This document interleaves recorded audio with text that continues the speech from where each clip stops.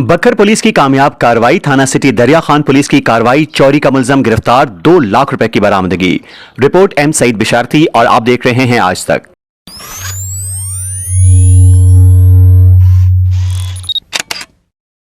SDPO दरिया खान साजिद महमूद सोबल की निगरानी में एसएचओ थाना सिटी दरिया खान नवीद इकबाल और पुलिस टीम ने मोटरसाइकिल चोरी और मवेशी चोरी के मुलजमान के खिलाफ कार्रवाई करते हुए मुलजिम तनवीर वल्द बशीर अहमद को गिरफ्तार करके एक गाय मालियत 1.5 लाख रुपए और चोरी का मोटरसाइकिल मालियत 50,000 रुपए बरामद कर लिया। मुलजिम से मजीद तफ्तीश जारी है।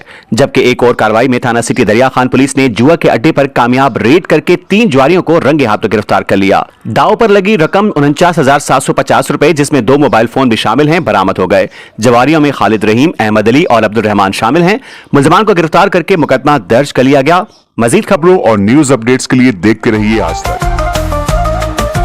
आज तक न्यूज, खबर सच के साथ।